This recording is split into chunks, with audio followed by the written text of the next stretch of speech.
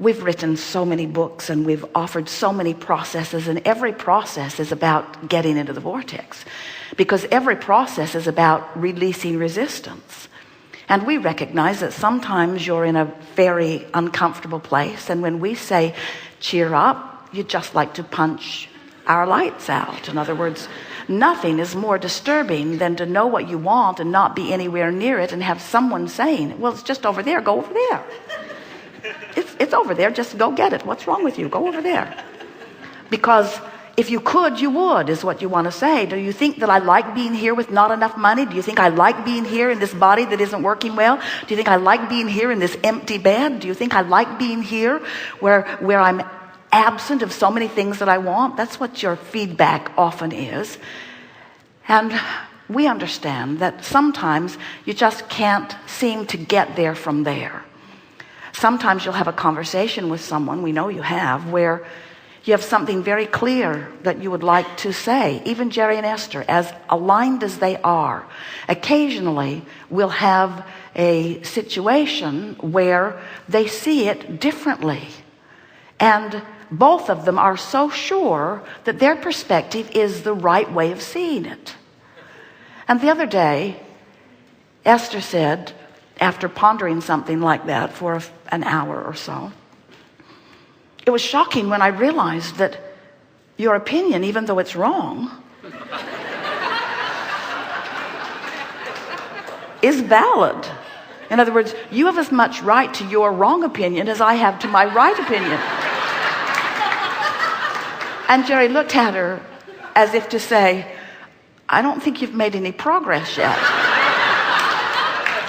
But it was a good first step. In other words, acknowledging that what Esther was acknowledging in that moment is that she could not, oh, we'll tell you what happened. So they were driving to meet friends for dinner. And they had a specific time to meet. And they left with plenty of time, and Esther programmed the navigational system, and Esther is driving, and off they go. And when Jerry realized that they had more time than they really needed, he pulled a premeditated piece of paper out of his pocket, which he had not revealed to Esther before, that he would like to stop by this address because it was the house that he lived in when he was born. And Esther felt hesitation about it because she thought she had planned their timing exactly right for any eventuality and did not want to be late. And Jerry, who likes to use up every possible moment that can be used, thought that they should cram this in. And so Esther said, oh, I don't think so, because I would have to redo this navigational thing, and it might take us off in the wrong place, and who knows what traffic's going to be. And Jerry said, okay, and he put it back in his pocket. And then Esther thought, I don't know why I'm making such a big thing about this. We probably do have plenty of time. So she said, what is the address? And he gave it to her, and she programmed it in. So they went down, they took the street, they were right in downtown San Diego, and they drove to where the house was, and it was so fun to see the neighborhood. And Esther looks at the navigational system, and she realizes that they have 12 minutes to make it and only 3 miles to go. And so she's completely at ease. She knows that they are going to make their way there comfortably, meandering through the streets of San Diego. And so Esther has put out of her head, this is Esther's version, Esther has put out of her head any worry about being there on time. So they're going along, and Esther is hitting every single light, just barely, but she's in the flow. Every light is turning green. And Jerry is wondering why she doesn't speed up a little bit, because she's barely making every single light. But Esther is not aware of what Jerry is thinking. She's just in the flow and feeling great, and they get there and they have a wonderful dinner with their friends, and then their friends begin talking about their relationship. And then Jerry, with a grin on his face, pipes in, yeah, well, Esther deliberately tries to miss lights in order to make her point.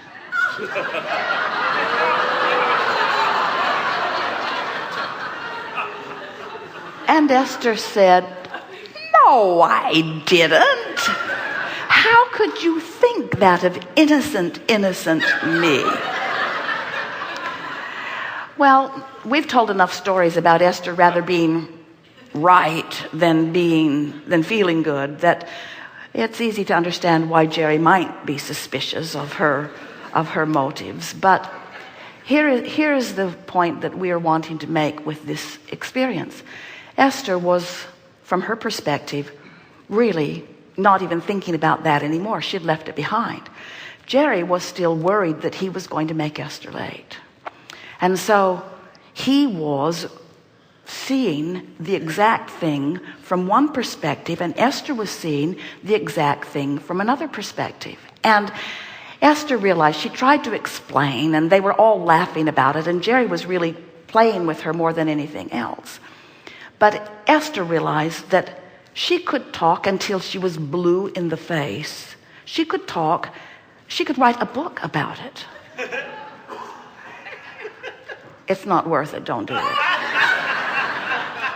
And Jerry would not see it differently, because what his perspective of the moment in time was far more about other things that had happened or his perspective on the subject than it was what was actually happening in the moment. In other words, you spend way too much of your life, if you spend any of it, trying to make others understand where you're coming from, because they can't get you.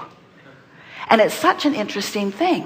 In other words, there are no two people who like each other more than these two.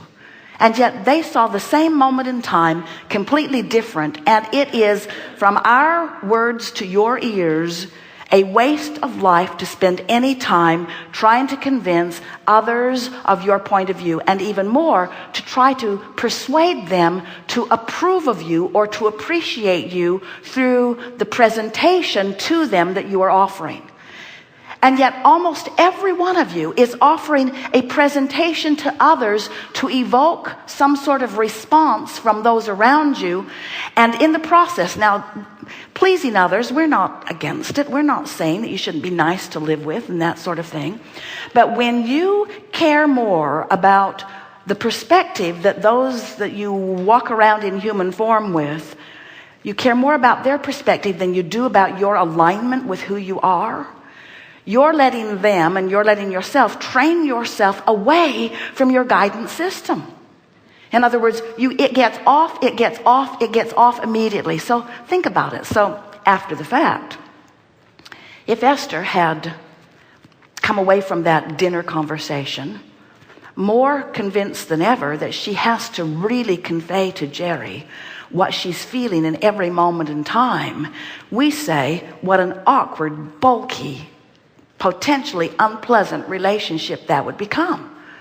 To be rationalizing and defending and justifying your every motive and move, where when you know who you are and you know what you meant and you know how you feel, let that be enough. And let it not matter if one other person gets you at all. Because ultimately, if you consistently go with the flow of your vortex and align with who you are, if you ultimately sync up with the whole of who you are, you will begin radiating such a consistent vibration of love and well-being that in time, anyone who's in the vicinity of you will get you, and anyone who's not in the vicinity of you won't get you, but they weren't going to get you anyway. But what most of you are doing is offering a really mixed bag, because you care what this one thinks, and you care what that one thinks, and you care what that one thinks, and especially the one you live with, you care what that one thinks. And that's why those interpersonal relationships with your mothers and your fathers and your sisters and your brothers and your mates and your lovers, all of those relationships are so much less than they could be, because you have your priorities out of order. You have to let the relationship that really matters be the relationship between you and your vortex.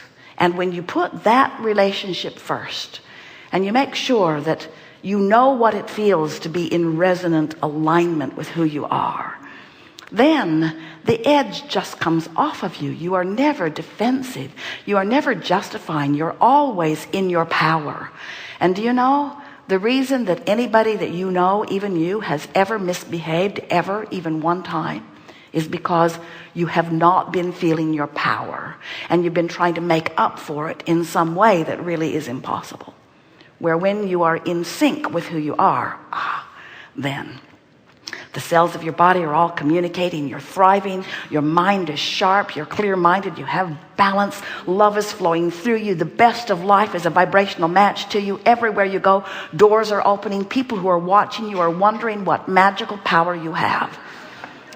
And even though they won't understand it when you say it, it's the power of the vortex. It's the power of alignment. It's the power of syncing up with who I really am. It's the power of being real-time, present tense, tuned in, tapped in, turned on to the frequency of all that I have become. It's me, full on, full-blown, me, full on. That's what this power is about, you see. We've enjoyed this.